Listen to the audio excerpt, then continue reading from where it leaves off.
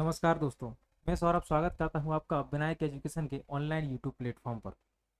आज ये हमारा दूसरा लेक्चर है। पहले लेक्चर में हमने क्या देखा था? इतिहास का परिचय हमने देख लिया था। आज के लेक्चर में हम हड़प्पा सभ्यता को देखने वाले हैं। यदि आप एमपीएसआई का सिलेबस उठाकर देखोगे तो उसकी शुरुआत भारतीय इतिहास में हड़प्पा सभ्यता से मानी गई है। मतलब हड़प्पा सभ्यता से भारतीय इतिहास को उसमें लिखा गया है। ये चीज क्लियर है। तो आज हम देखने वाले हैं क्या? आद्य इतिहास काल। तो पिछले लेक्चर में हमने देखा था, पाषाण काल देख लिया था। आज हम देखेंगे आद्य ऐतिहासिक काल, जिसमें कौन कौन से काल आते हैं इसमें। तो एक तो हमने देखा था इसमें वैदिक संस्कृति को शामिल किया जाता है। एक तो आद्य इतिहास काल में वैदिक संस्कृति को शामिल किया जाता है। दूसरा शामिल किया जाता है सिंधु घाटी सभ्यता। सिंधु घाटी सभ्यता। तो दो हम यहाँ पर टॉपिक शामिल करते हैं आद्य ऐतिहासिक काल में, वैदिक संस्कृति, और दूसरा है सिंधु घाटी सभ्यता। अब देखो, आद्य ऐतिहासिक काल क्या कहलाता है? तो याद रखना, इतिहास का जिसमें वह काल जिसमें लेख तो मिले, लेख तो मिले पर इनको पढ़ा नहीं जा सका, पर इनको पढ़ा नहीं जा सका।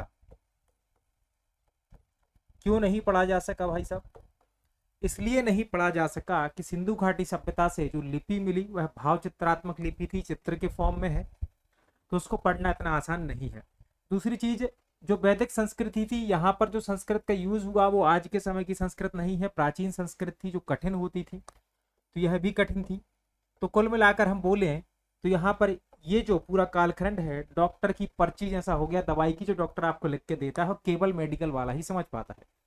तो इन कालों के लिए अभी कोई मेडिकल वाला मिला नहीं है ऐसा कि वो सिंधु घाटी सभ्यता की लिपि को पढ़ पाए, और जब तक वो पढ़ नहीं पाएगा हमें आगे की जानकारी नहीं मिलेगी। तो आद्य इतिहास काल में आज हम सिंधु घाटी सभ्यता से शुरू करने वाले हैं। इसके बाद हम देखेंगे वैदिक सभ्यता के बारे में। तो देखो, जब हम बात करते हैं सिंधु घाटी सभ्यता की, तो याद रखना भारत का जो इतिहास है, इंडियन हिस्ट्री जो है, वह सिंधु घाटी सभ्यता से ही प्रारंभ होती है। कैसे सर? याद रखना, 1900 से पहले क्या होता था कि भारतीय इतिहास को वैदिक संस्कृति से माना जाता था। कहा जाता था कि भारत का सबसे प्राचीन अध्याय जो इतिहास का है वह वैदिक संस्कृति रहा। क्यों? क्योंकि इस समय सिंधु घाटी सभ्यता की खोज नहीं हुई थी। लेकिन 1921 में क्या होता है, जब हड़प्पा नगर की खोज करते हैं कौन? दयाराम साहनी।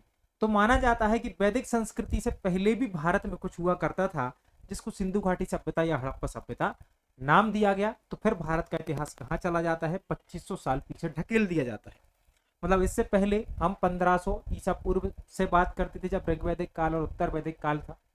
लेकिन जब हड़प्पा की खोज होती है तो हम बात करने लगते हैं कि शायद 2500 ईसा पूर्व से भारत का इतिहास शुरू होता है।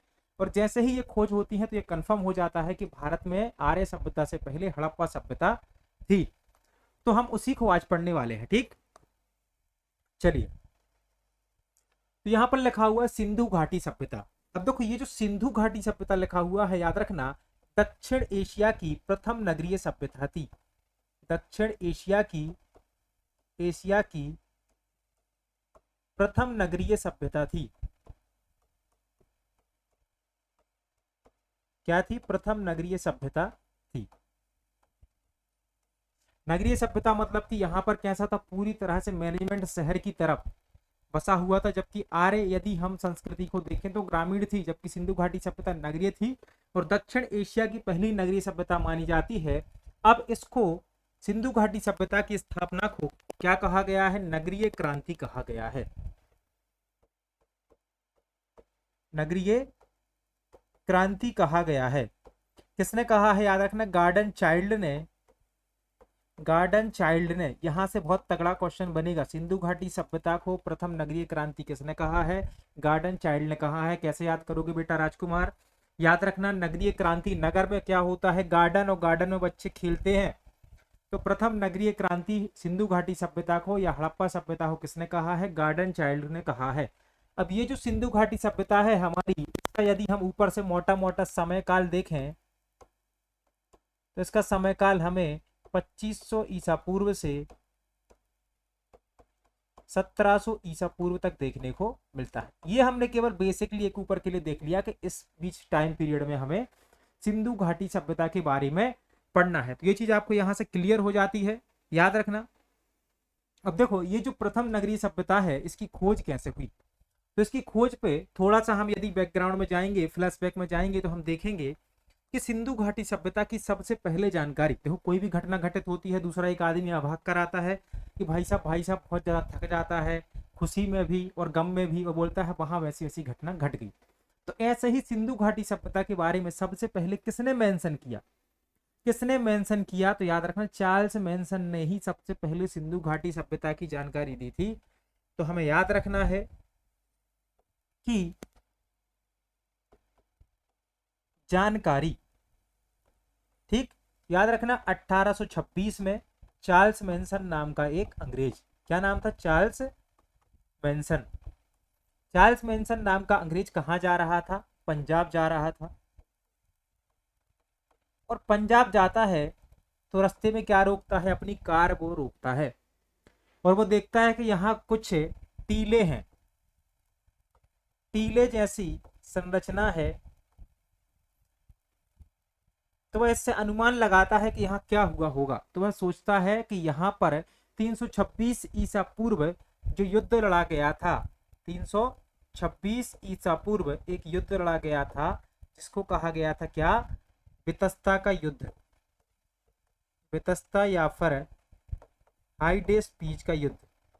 किसके बीच लड़ा गया था, पोरस और सिकंदर के मध्य। तो चार्ल्स मेंशन यहां पर जानकारी देता है, यह वह स्थान है, पूरी तरह से समझ नहीं पाता कि भाई ये स्थान कोई सिंधु घाटी सभ्यता है, वह समझता है वह वाला स्थान है जहां पर सिकंदर और पोरस के बीच 326 ईसा पूर्व वितस्ता हाइडेस्पीच या फिर झेलम का युद्ध लड़ा गया था। अब देखो ये जो युद्ध है याद रखना भारतीय इतिहास में बहुत महत्वपूर्ण है, क्योंकि इस युद्ध में सिकंदर ने पोरस को तो हराया था, लेकिन पोरस ने इतनी बहादुरी से युद्ध लड़ा था कि सिकंदर ने उसका सारा साम्राज्य लौटा दिया था और उसका सम्मान। तो ये कौन मेंशन करता है, चार्ल्स मेंशन यहां पर मेंशन करते हैं। तो पहली जानकारी सिंधु घाटी सभ्यता की किसने दी थी, याद रखना, यदि आपसे पूछा जाए तो आप बताओगे चार्ल्स मेंशन ने। इसके बाद सीधा वाक्य आ जाता है 1856 में, कब, 1856 पर हम आ जाते हैं। अब 1856 का टाइम याद रखना, जब कराची टू लाहौर क्या हो रहा था, पटरियां बिछाई जा रही थी, मतलब कि रेल लाइन बिछाई जा रही थी। यह काम कौन कर रहा था, याद रखना, यह काम कर रहे थे बर्टन बंधु, दो भाई थे, कौन से, बर्टन बंधु, दो इंजीनियर थे, एक का नाम था जेम्स बर्टन, दूसरे का नाम था विलियम बर्टन। तो भाई अब जब ये जो काम चल रहा था रेल पटरियां बनाने का, तो जेम्स कहता है किससे, विलियम से आकर कि भाई क्लियर है, ये मान लो दो क्या है, भाई है। तो जेम्स कहता है विलियम से आकर के भाई कुछ ईंटें चाहिए हैं यहाँ पर लगाने में, पटरियां लगाने में दिक्कत जा रही है। तो विलियम कहता है क्या दिक्कत है यार, साइड में या बाजू में एक टीला है, जाकर वहां से निकलवा लो। तो मजदूर क्या करते हैं, जाते हैं, एक टीला रहता है उससे लगातार क्या करते हैं, ईंटों का उत्खनन कर करके लाते हैं और वो यहाँ पर क्या करते हैं, ईंटें लगा देते हैं। तो यहां से क्या होता है, इनको लगता है कोई राजमहल होगा जिसके अवशेष हैं, तो ये भी क्या है, एक्चुअल जानकारी नहीं लगा पाते और इनको राजमहल के अवशेष मान लेते हैं, राजमहल के अवशेष मान लिया जाता है। ये चीज आपको क्लियर हो गई। तो याद रखना 1856 में इसका एक और उद्घाटन मिलता है, लेकिन उस पर यकीन नहीं होता है, तो ये हमें याद रखना है। अब देखो कनिंगम को आप सब जानते हो, भारतीय पुरातत्व के जनक कहलाते हैं कनिंगम। कनिंगम ने याद रखना इस स्थान की 3 बार यात्रा की थी, 1853, 1856 और 1872। लेकिन कनिंगम याद रखना इसके महत्व को नहीं समझ पाए थे, कनिंघम महत्व नहीं समझ पाए। ये पूछा जाता है कौन सिंधु घाटी सभ्यता के महत्व को नहीं समझ पाया था। याद रखना कनिंघम जो थे वह महत्व को नहीं समझ पाए थे। तो ये चीज हमें याद रखनी है। क्लियर हो गया। अब देखो ये जो पूरा काम है, इसके बाद जब सिंधु घाटी सभ्यता की खोज हो जाती है तो ये उत्खनन का पूरा काम करती है एएसआई। एएसआई मतलब कि भारतीय पुरातत्व सर्वेक्षण। तो भारतीय पुरातत्व सर्वेक्षण याद रखना, इसका हेडक्वार्टर कहां पर है राजकुमार? नई दिल्ली में। इसकी स्थापना कब हुई राजकुमार? 1861 में। याद रखना कब हुई थी? 1861 में हुई थी। किसके अधीन यह रहता है? एएसआई किसके अधीन रहता है? याद रखना संस्कृति मंत्रालय के, संस्कृति मंत्रालय के अधीन रहता है एएसआई। यहां तक चीजें क्लियर हो गई। अब एएसआई तो बना दिया गया, इसका महानिदेशक किसे बनाया गया? महानिदेशक किसे बनाया गया? तो याद रखना अलेक्जेंडर कनिंघम। अलेक्जेंडर कनिंघम को एएसआई का महानिदेशक बनाया गया और इनको ही भारतीय पुरातत्व का जनक या फिर पिता कहा जाता है। ये चीज क्लियर हो गई आपको। एएसआई भारत में क्या करता है? जितने भी उत्खनन वगैरह के या फिर ये जो कार्य होते हैं ना बेटा, कौन करता है? एएसआई करता है, याद रखना। अब देखो यहां पर क्या होता है कि महानिदेशक बन जाते हैं कनिंघम। अब कनिंघम 2 बार 1861 से पहले यात्रा कर चुके हैं। कब? 1853 में एंड 1856 में। इसके बाद कनिंघम तीसरी यात्रा कब करेंगे? हमने देखा था 1872 में। तो इस समय याद रखना कनिंघम कौन है? एएसआई के महानिदेशक के तौर पर, महानिदेशक के तौर पर यात्रा करते हैं। अब देखो जब एएसआई की स्थापना हुई 1861 में, तो प्रश्न बनेगा भारत का वायसराय कौन था इस समय? तो इस समय वायसराय कौन था भारत का? इस समय वायसराय था कैनिंग। कौन था? कैनिंग। 1872 में ही जब महानिदेशक के तौर पर कनिंघम क्या करते हैं? यहाँ की यात्रा करते हैं कनिंघम। तब याद रखना कि यहां पर वायसराय था मेयो। कौन था? लॉर्ड मेयो, याद रखना। और इसी के समय क्या हुआ था? पहली जनगणना का प्रारंभ हुआ था। पहली जनगणना 1872 में हुई थी मेरे लाल। अब ये जो 72 में हुई थी, याद रखना यह कोई व्यवस्थित नहीं बल्कि पहली अव्यवस्थित जनगणना थी। तो सर व्यवस्थित जनगणना कब हुई? 1881। याद रखना बेटा रिपन के समय। रिपन बोले तो सज्जन, रिपन से सज्जन भी कहा जाता था। अब सज्जन मतलब सज्जन सिंह कृष्णा का, ठीक? कृष्णा के बापूजी नहीं, प्रतिज्ञा के ससुर जी मत समझ लेना, ठीक? याद रखना बबुआ। याद रखना यहाँ पर रिपन सज्जन जो भारत के वायसराय थे 1881 में, इनके समय पहली व्यवस्थित जनगणना भारत में कराई गई थी। तो ये अभी तक का एएसआई का आप लोग खेल यहाँ पर समझ गए। याद रखना 1902 में क्या होता है? 1872 से आगे बढ़ के पहुंच जाते हैं 1902 में। 1902 की बात है। भारत का वायसराय कौन था? याद रखना कर्जन, लॉर्ड कर्जन। याद रखना भारत विरोधी नीतियों के लिए बहुत ज्यादा फेमस रहा। तो कर्जन वायसराय था। इसके समय महानिदेशक बनते हैं मार्शल।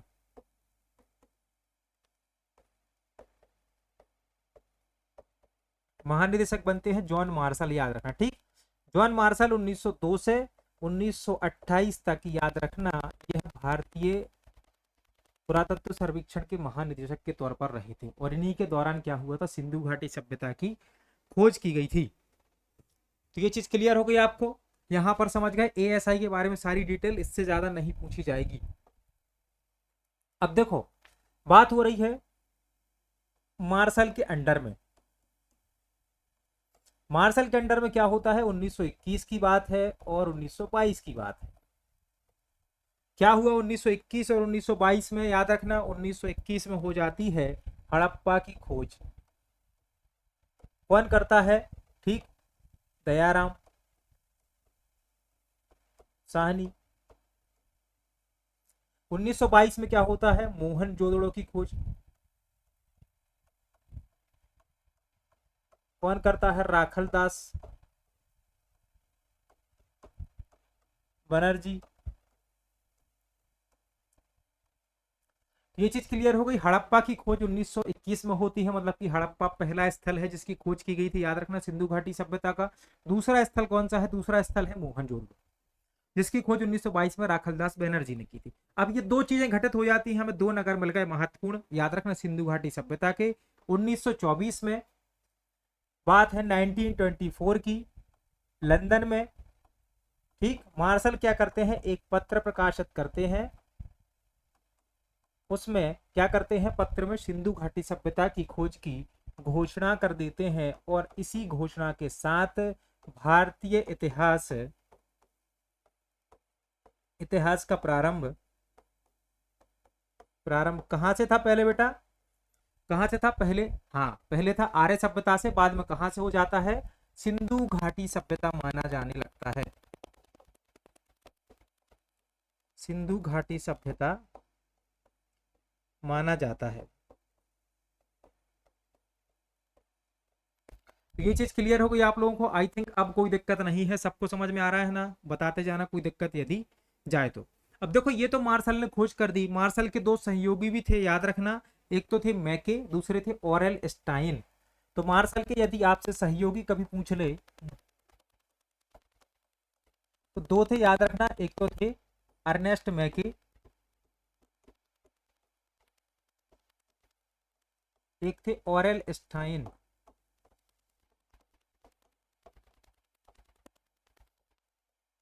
मैके ने चनहूदड़ों की खोज की थी।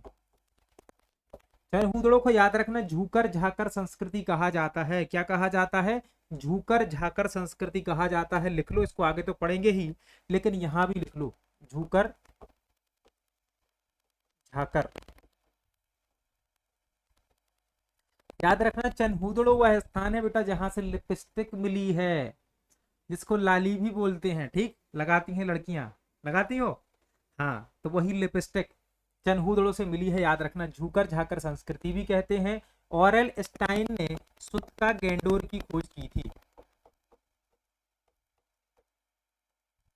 सुत्का गैंडोर की खोज किसने की थी, ऑरेल स्टाइन ने सुत्का गैंडोर की खोज की थी। तो यहां पर याद रखना अर्नेस्ट मैके और कौन, ऑरेल स्टाइन, ये मार्शल के सहयोगी हुआ करते थे। अब देखो ये जो सिंधु घाटी सभ्यता की खोज थी, इससे भारत को क्या फायदा हुआ, भारत याद रखना मिस्र, मेसोपोटामिया जैसी प्राचीन सभ्यताओं के समकक्ष आ गया था। अब मतलब इनको एक प्रकार से गर्व होता था कि हमारे पास विश्व की सबसे प्राचीन सभ्यता है, उस श्रेणी में अब भारत भी आ गया था। तो भारत के पास विश्व की सबसे प्राचीनतम नगरीय सभ्यता अब हो गई थी, क्या हो गई थी, सबसे प्राचीन नगरीय सभ्यता किसके पास हो गई है, याद रखना, सभ्यता भारत के पास। तो यहां तक समझ गए, भारत भैया अब विश्व पटल पर छाने वाला है, ठीक। 1921 का समय है, अंग्रेज जो हमें लूटने आए थे वही अंग्रेज अब क्या करने वाले हैं, हमें थोड़ा सा फायदा देने वाले हैं। तो ये सिंधु घाटी सभ्यता की खोज हो जाती है। अब देखो इसका नामकरण, कोई कहता है नगरीय सभ्यता है, कोई कहता है कांस्य युगीन सभ्यता है, ठीक। तो ये सब इसके नाम है, कोई कहता है सिंधु घाटी सभ्यता है, कोई कहता है सिंधु सरस्वती सभ्यता है, तो बहुत सारे नाम है। तो कैसे नाम पड़ा, ये तेरा नाम जाने। तो सिंधु सभ्यता के यदि हम बात करें नामकरण की, सबसे पहला नाम है सिंधु घाटी सभ्यता। चलो सिंधु घाटी सभ्यता, ये वाला नाम कैसे पड़ा, याद रखना, ये जो सभ्यता है सिंधु नदी किनारे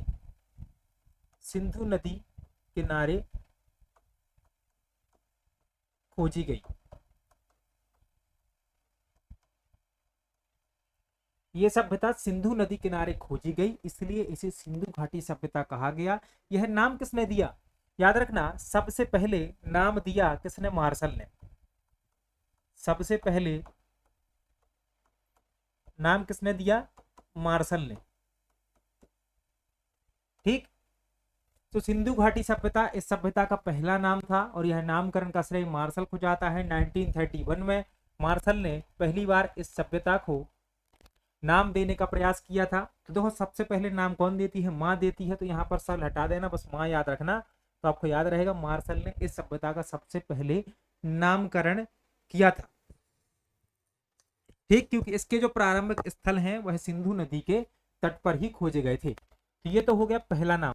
दूसरा नाम है हड़प्पा सभ्यता। हड़प्पा सभ्यता। तो देखो, याद रखना, पुरातत्व में बेटा एक परिपाटी रही है या फिर परंपरा रही है कि कहीं का भी कोई भी सभ्यता हो, कुछ भी हो, जहां पर जो सबसे पहला स्थल खोजा जाएगा उसके नाम पर नाम रख दिया जाएगा। सबसे पहले खोजे गए स्थल के आधार पर नामकरण। ये चीज क्लियर है? जो स्थान सबसे पहले खोजा गया उसके आधार पर नाम रखा गया। तो हमने देखा कि 1921 में सबसे पहले हड़प्पा को खोजा गया, इसके कारण सभ्यता को हड़प्पा सभ्यता कह दिया गया। अब ये तो शुक्र है कि अपने यहाँ कैसे चीन जैसे नाम नहीं रखे जाते। चीन में क्या होता है कि नाम रखने का एक बहुत अजीब सा रिवाज है। बर्तन उठाया, नीचे गिरा दिया, जैसे ही आवाज आई चिंग चोंग चिंग, नाम रखा गया। बच गए बेटा। ठीक, कि अपने यहाँ नहीं होता है, वरना कैसे नाम होते। तो ये चीज क्लियर है, आपको याद रखना। तो ये दूसरा नाम जो हो जाता है हड़प्पा सभ्यता हो जाता है। अब देखो, इसका एक नाम मिलता है सिंधु सरस्वती सभ्यता। सिंधु सरस्वती सभ्यता। अब ये वाला नाम क्यों मिलता है सिंधु सरस्वती सभ्यता? देखो, इसका नाम इसलिए मिलता है, याद रखना, क्योंकि इसके जो स्थल हैं सिंधु नदी के तट पर भी हैं, सरस्वती नदी के तट पर भी। लेकिन एक बात याद रखना, इसका जो ओरिजिनल नाम यदि हम देखें तो वो सरस्वती नदी घाटी की सभ्यता होना चाहिए, क्योंकि इसके, याद रखना, 80% जो स्थल हैं वह सरस्वती नदी के तट पर हैं। तो सिंधु पर कितने हैं? मात्र 3%।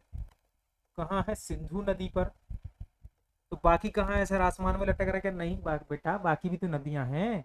तो बाकी नदियां अन्य नदियों के तट पर हैं। बाकी स्थल याद रखना,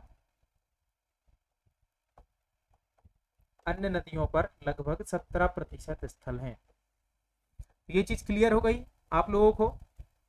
तो ये सिंधु सरस्वती सभ्यता इसलिए नाम पड़ा है। अब बात करते हैं कांस्य युगीन सभ्यता। इसके बाद इसको कांस्य युगीन सभ्यता भी कहा गया है। तो ये जो कांसा है किससे मिलकर बनता है? तांबा और टिन से मिलकर बनता है। तांबा प्लस टिन को मिला दो तो क्या होता है? कांसा। तो कैसे याद रखोगे? कांता टी, कांता टी लेकर आओ। तो कांसा, तांबा और टिन। तो ये कांता टी याद रखना, कांसा, तांबा और टिन से बनता है। सिंधु घाटी सभ्यता को कांस्य युगीन सभ्यता इसलिए कहा गया है क्योंकि यहाँ पर बेटा कांसे का यूज किया गया है, लेकिन लिमिटेड यूज है। ज्यादा यूज किसका है? पत्थर का यूज है। उसके बाद फिर देखो नाम एक और क्या है? प्रथम नगरीय सभ्यता। तो यह वाला नाम किसने दिया था? यह नाम दिया था, आपको पता है, कि गार्डन चाइल्ड ने, क्योंकि शहर में या नगर में होता है गार्डन और गार्डन में खेलते हैं बच्चे। तो गार्डन चाइल्ड ने इसको प्रथम नगरीय सभ्यता कहा था। तो देखो, नाम में कोई दिक्कत नहीं है, वैसा भी नाम में क्या रखा है याद रखना। यहाँ से बहुत तगड़े क्वेश्चन बन सकते हैं। सबसे पहली बार नाम किसने दिया? कांस्य युगीन सभ्यता कहा जाता है। कांसा किससे मिलकर बनता है? नगरीय सभ्यता किसने कहा है? गार्डन चाइल्ड ने। सबसे ज्यादा स्थल किस नदी के तट पर है? सिंधु सरस्वती, जो नाम पढ़ा है सरस्वती नदी के तट पर है। तो ये याद रखना है, ठीक है। अब तो सिंधु घाटी सभ्यता का यदि हम काल निर्धारण करें तो हमने मोटे मोटे तौर पर तो 2500 ईसा पूर्व से 1700 ईसा पूर्व देख लिया। लेकिन यदि हम इसका एक्चुअल काल निर्धारण करते हैं तो हम देखते हैं इसके काल निर्धारण में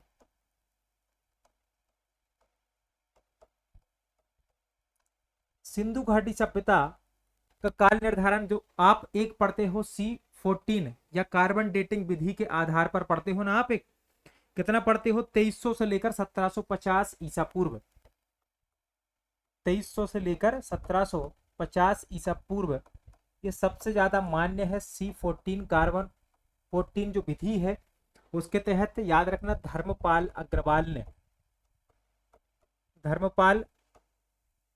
अग्रवाल ने यह समय निर्धारित किया है। एनसीईआरटी में भी यही समय दिया गया है। लेकिन यदि हम बात करें सबसे पहले निर्धारण का प्रयास, तो सबसे पहले निर्धारण का प्रयास मार्शल ने किया था 3200 ईसा पूर्व से 2750 ईसा पूर्व। ये काल निर्धारण किसने किया है? मार्शल ने। तो देखो दो बहुत इंपॉर्टेंट है, एक तो मार्शल का याद रख लो क्योंकि भाई वो सिंधु घाटी सभ्यता का जनक है तो उसका थोड़ा सा मान रखना पड़ेगा। दूसरी चीज, ये जो एक यहाँ पर हमने देखा है C14 विधि द्वारा, याद रखना 2300 से लेकर 1750 ईसा पूर्व, यह धर्मपाल अग्रवाल द्वारा, किसके द्वारा? धर्मपाल अग्रवाल द्वारा इसको निर्धारित किया गया है। ये बात हमें याद रखनी है, ठीक।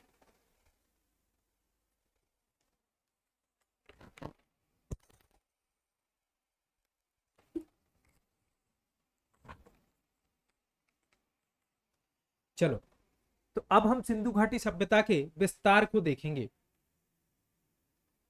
किसको देखेंगे? अब हम सिंधु घाटी सभ्यता के विस्तार को देखने वाले हैं। यदि हम बात करें सिंधु घाटी सभ्यता के विस्तार की, तो याद रखना सिंधु घाटी सभ्यता 3 देशों में फैली हुई है। एक तो है भारत, दूसरा है पाकिस्तान और तीसरा है अफगानिस्तान। क्लियर हो गया? भारत, पाकिस्तान और अफगानिस्तान। भारत में स्थल देख लो, भारत में आप खुद एज्यूम करो कहां पर? पश्चिमोत्तर साइड, तो देखो हरियाणा, पंजाब, गुजरात, राजस्थान, जम्मू कश्मीर और यूपी। ये वो स्थान है जहां पर क्या है? सिंधु घाटी सभ्यता का भारत में विस्तार पाया जाता है। वहीं यदि हम बात करें किसकी? पाकिस्तान की, तो याद रखना BSP, पाकिस्तान में BSP मतलब कि बलूचिस्तान, ठीक, यहां से सिंध है और P से होगा पंजाब। तो ये वो स्थान है जहां पर पाकिस्तान में और अफगानिस्तान में दो स्थल हैं। एक का नाम है मुंडी गाक और दूसरे का नाम है सुरत गोई। दो स्थल बेटा ये कहां पर पाए जाते हैं? ये पाए जाते हैं अफगानिस्तान में। अब यदि हम बात करें इसके क्षेत्रफल की, ठीक, क्षेत्रफल की याद रखना 12,99,600 वर्ग किलोमीटर, 12,99,600 वर्ग किलोमीटर, लगभग की 13 लाख वर्ग किलोमीटर में इसका विस्तार है। और यह क्षेत्रफल किसने बताया था? रंगनाथ राव ने। किसने बताया है? ये बताया है रंगनाथ राव ने। रंगनाथ राव ने यह क्षेत्रफल बताया था, तो इसको याद रखना। ये सिंधु घाटी सभ्यता का क्षेत्रफल आपको पता चल गया। अब देखो सिंधु घाटी सभ्यता जो है इसका विस्तार लगभग 13 लाख वर्ग किलोमीटर में था, तो इसकी लंबाई चौड़ाई भी बहुत रही होगी। तो देखो ये उत्तरी बिंदु है, याद रखना कहां पर है? मांडा, जम्मू कश्मीर में। दूसरा है यहां पर दक्षिणी बिंदु है दायमाबाद, कहां पर है? महाराष्ट्र में। यहां पर देखो पूर्वी बिंदु कहां पर है? आलमगीरपुर, कहां पर है? मेरठ में है। और पश्चिमी बिंदु है सुतका गेंडोर।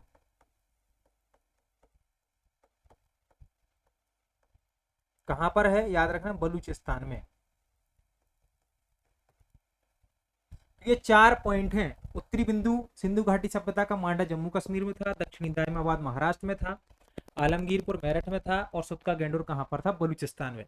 यदि हम देखें इसकी जो लंबाई और चौड़ाई है तो इसकी लंबाई और चौड़ाई में पर्याप्त अंतर मिलता है, याद रखना।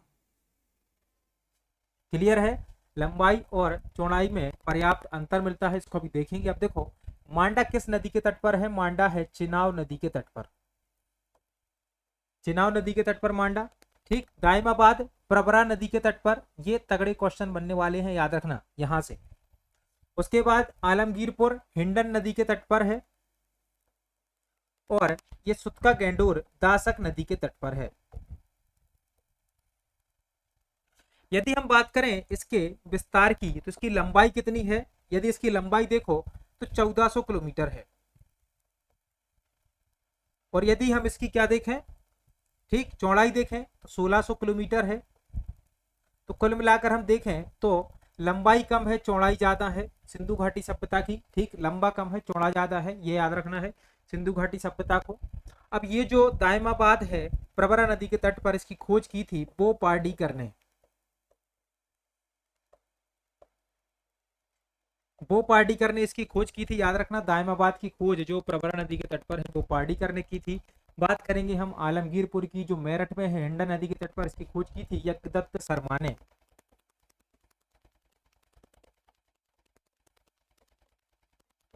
ठीक, यहां पर देख लो सुतका गेंडोर, ठीक, बलूचिस्तान में दासक नदी के तट पर है, इसकी खोज की थी ऑरेल स्टाइन ने। अब देखो यार, बात करते हैं जम्मू कश्मीर की। जम्मू कश्मीर कोई घूमने जाएगा तो यहाँ पर माधुरी जो है जगपति जोशी के साथ जाती हैं। तो जगपति जोशी और माधुरी ने किसकी खोज की है, याद रखना, मांडा की खोज की है जो चिनाव नदी के तट पर है। तो ये सिंधु घाटी सभ्यता का विस्तार है, इसको भूलना नहीं है, इसको याद रखना है। अभी तक याद रखना, जब से इसकी खोज हुई है सिंधु घाटी सभ्यता के लगभग 1500 से अधिक स्थल खोजे जा चुके हैं। 1500 से अधिक स्थल खोजे जा चुके हैं।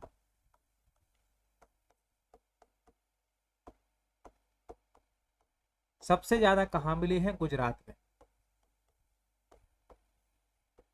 सबसे ज्यादा कहां मिले हैं, गुजरात में सबसे ज्यादा स्थल यहाँ के प्राप्त हमें हुए हैं। तो ये विस्तार है, आई थिंक आप लोगों को क्लियर होगा, कोई दिक्कत यहाँ पर है नहीं। ये जो फैक्ट है इनको याद कर लेना, बहुत इंपॉर्टेंट है। आगे बढ़े, बात करते हैं यहाँ की प्रजातीय संरचना की।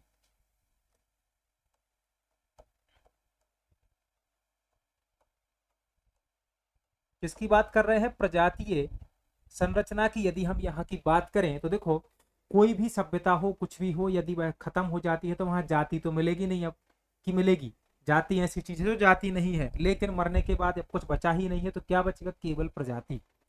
तो प्रजाति हमें सिंधु घाटी सभ्यता से मिली। यहाँ पर कौन कौन सी प्रजातियां मिली, तो सबसे पहले देखो यहाँ एक प्रजाति मिली जिसको कहा जाता है भूमध्य सागरीय।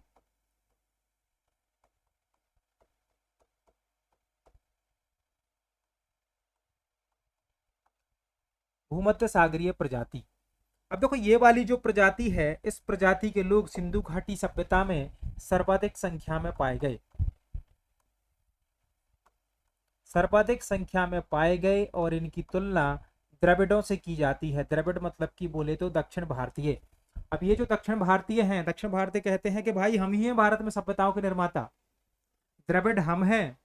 अब उत्तर भारतीय जो है वो असली भारतीय नहीं है, असली भारतीय तो हम हैं, द्रविड़। ठीक, आप राहुल द्रविड़ मत समझ लेना, क्रिकेट वाला। ठीक, तो असली भारतीय कौन है, दक्षिण भारत वाले बोलते हैं हम हैं, क्योंकि तुम लोग कौन हो, उत्तर भारत वाले लोग जो है विदेशियों की संतानें हैं, आर्यंस की संतानें हैं, तुम आर्यंस की संतानें हो। क्यों, क्योंकि भाई जो असली भारतीय हैं, द्रविड़ हैं, उनका रंग तो काला होवे, सांवला होवे, तुम लोग तो गोरे हो। तो इस प्रकार से ये जंग चलती है भूमध्य सागरीय में। तो याद रखना ये क्या है, सर्वाधिक संख्या में थे, द्रविड़ों से इनकी तुलना की जाती है। दूसरी है proto Australoid. Proto Australoid, proto Australoid. अब ये जो प्रोटो ऑस्ट्रेलाइड हैं, याद रखना यह सबसे पहले आए थे सिंधु घाटी सभ्यता में। सबसे पहले पहले आने वाली प्रजाति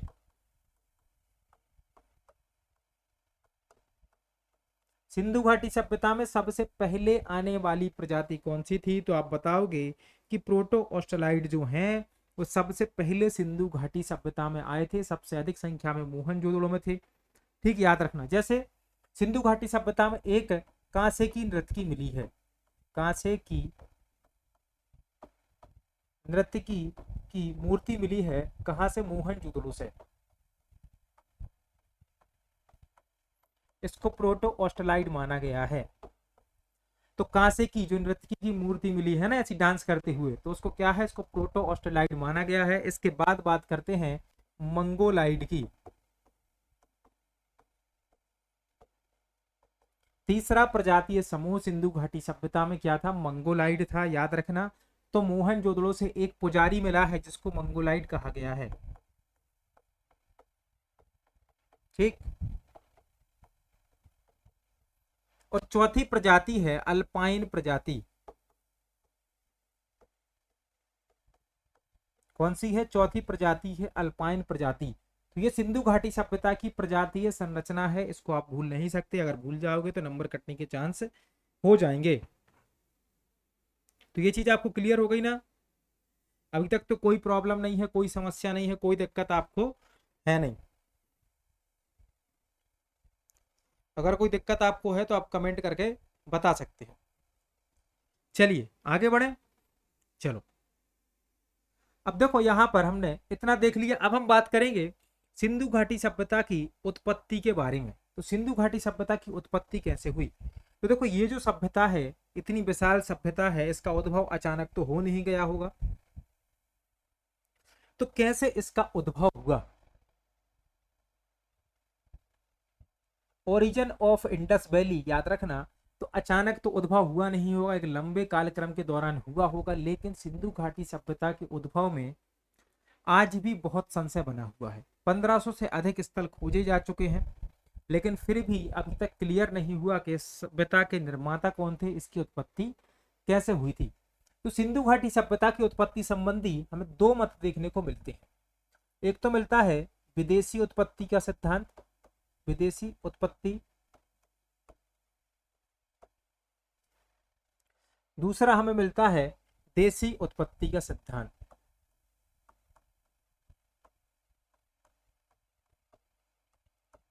देशी उत्पत्ति का सिद्धांत।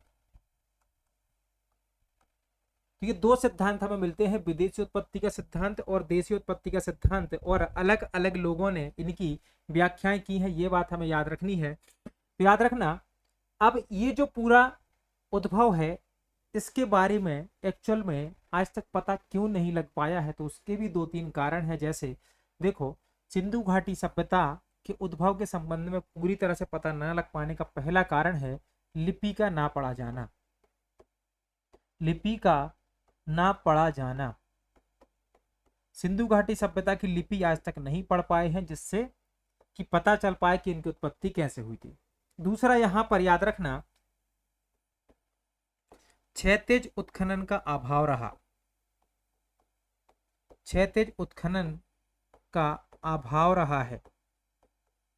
उत्खनन कैसा हुआ? लंबवत उत्खनन हुआ ऐसा, जबकि ऐसा वाला क्षैतिज उत्खनन होता तो ज्यादा पता चलता सिंधु घाटी सभ्यता के विस्तार के बारे में, तो वो यहाँ पर नहीं है। तो याद रखना, लिपि का ना पढ़ा जाना, क्षैतिज उत्खनन का अभाव यहाँ पर। और दूसरा, सिंधु घाटी सभ्यता में पुरातत्व संबंधी पुरातत्व साक्ष्यों का अभाव है।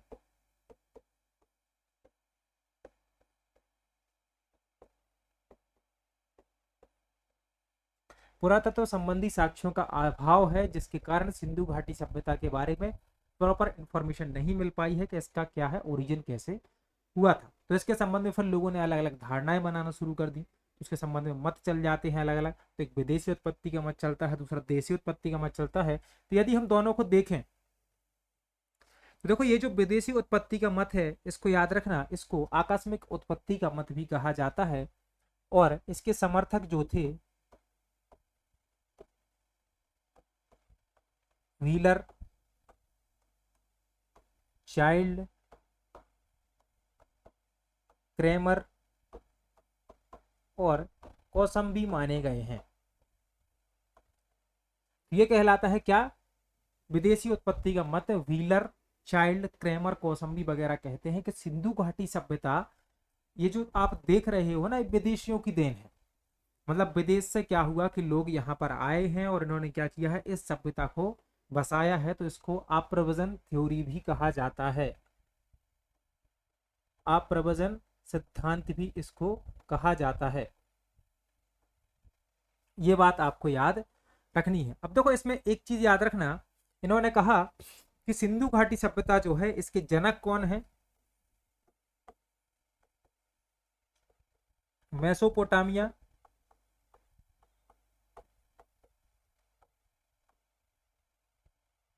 सभ्यता, सुमेरियन जो सभ्यता है,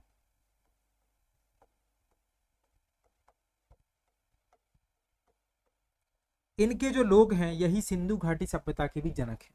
मेसोपोटामिया की सभ्यता हो गई, सुमेरियन जो सभ्यता हो गई, ये जो लोग हैं यही सिंधु घाटी सभ्यता के जनक है। कुल मिलाकर ये सब एक ही हैं।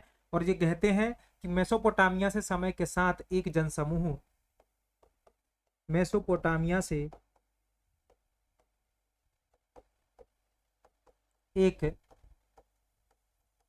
जनसमूह मिस्र होते हुए, कहा, मिस्र होते हुए, होते हुए, ठीक, भारत आया व यहाँ की परिस्थिति के अनुरूप नगरीय सभ्यता की स्थापना कर दी, अनुरूप नगरीय सभ्यता की स्थापना कर दी।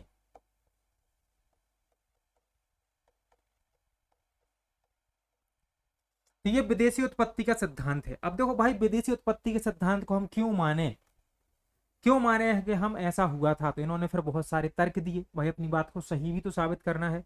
तो फिर इन्होंने तर्क देना शुरू किए। इनके तर्क भी हम सुन लेते हैं, कौन कौन से तर्क ये देते हैं। तो देखो, जो व्हीलर हैं, चाइल्ड हैं, क्रेमर हैं, कौसम्बी हैं, कौसम्बी तो हालांकि भारतीय इतिहासकार हैं, याद रखना, लेकिन फिर भी इन्होंने क्या किया है, विदेशी उत्पत्ति के मत का समर्थन किया है। तो ये तर्क देते हैं कि, अगर तर्क देखो, तर्क देते हैं दोनों नगरीय सभ्यता थी, दोनों नगरीय सभ्यता थी। कहते हैं भाई तुम्हारे यहाँ सिंधु घाटी सभ्यता नगरीय थी, तो हमारे यहाँ मेसोपोटामिया भी तो ग्रामीण नहीं थी, वो भी तो नगरीय थी। तो पहला देते हैं भाई दोनों नगरीय थे, इसलिए दोनों के जनक एक है। दूसरा कहते हैं दोनों में ईंटें पाई गई, ईंटों की समानता है। तुम्हारी सभ्यता नगरीय थी, तुम वहां पर ईंटें यूज कर रहे थे, हम भी यहाँ पर ईंटें यूज कर रहे थे, तो दूसरा तर्क दे दिया। तीसरा बोलते हैं भाई तुम्हारे यहाँ बलूचिस्तान में जो कुछ टीले हैं, ठीक, हमारे यहाँ की मंदिर संरचना जैसे हैं, मंदिर जैसे हैं। तो ये इन्होंने क्या किया, तर्क दिए कि भाई ये सब चीजें समान है, इसलिए मैं कह रहा हूं, हम कह रहे हैं कि भाई तुम्हारी जो सभ्यता है उसके जनक हम लोग हैं, मतलब विदेशी उत्पत्ति है कुल मिलाकर। तो ये इन्होंने तर्क दिए। लेकिन हम कैसे माने, हम भी तर्क में, ठीक, हम भारतीय हैं, हम हिंदुस्तानी होंगे सबसे आगे। अब कोई भी चीज हो, फेंकने में भी होते हैं, कभी कभी सच बोलने में भी होते हैं, और बहुत सी चीजों में भी होते हैं। तो यहाँ पर हम भी इस क्या करते हैं, तर्क के वितर्क करते हैं। और अब कहते हैं मान लिया भैया तुम्हारे पास नगरीय सभ्यता थी, लेकिन तुम्हारे नगर हमारे यहाँ जैसे विकसित नहीं थे और व्यवस्थित नहीं थे। मतलब कि याद रखना, नगर कैसे थे, अविकसित और अव्यवस्थित। किसके यहाँ के भाई, इनके यहाँ के, विदेशी सभ्यताओं के जिनसे तुलना की जा रही है। दूसरी चीज, ईंटें थी, ठीक है, तुम लोग क्या करते थे, धूप में पकाते थे, हम आग में पकाते थे। मतलब सिंधु घाटी सभ्यता में जो ईंट है वह आग में पकाई जाती थी, आग में पकी ईंट। हड़प्पा सभ्यता में, जबकि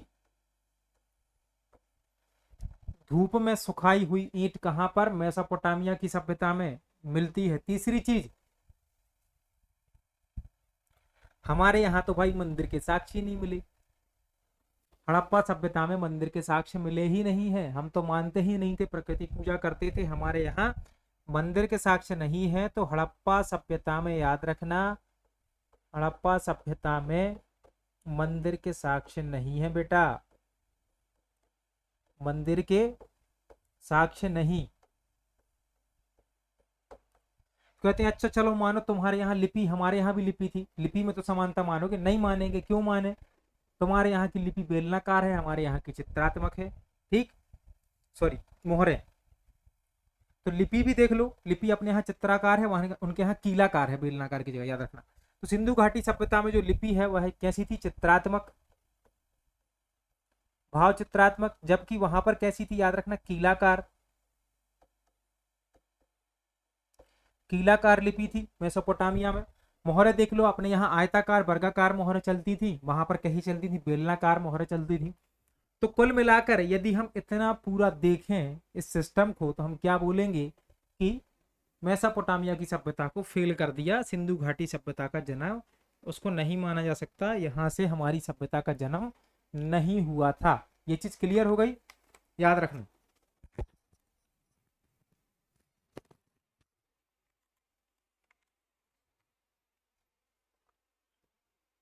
तो हम क्या करते हैं कि इनकी सभ्यता को सिरे से नकार देते हैं और हम नहीं मानते कि इनकी उद्भव में, हमारे उद्भव में इनका कोई योगदान रहा है। लेकिन हम बात करते हैं देसी उत्पत्ति के सिद्धांत की। ठीक, अब ये जो देसी उत्पत्ति का जो सिद्धांत है, यह कहता है कि सिंधु घाटी सभ्यता भारत में ही विकसित हुई और भारत की ही कोख में पैदा हुई। तो देसी उत्पत्ति वाला सिद्धांत, देसी उत्पत्ति का सिद्धांत,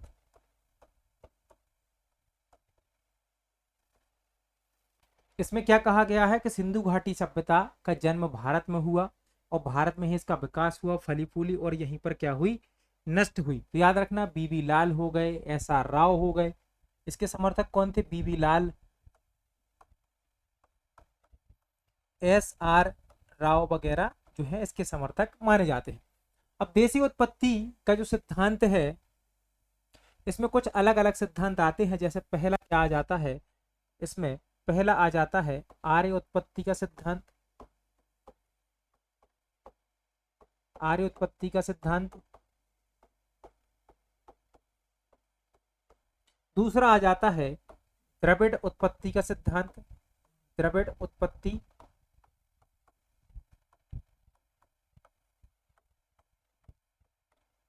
सिद्धांत। और तीसरा आ जाता है यहां पर ईरानी बलूची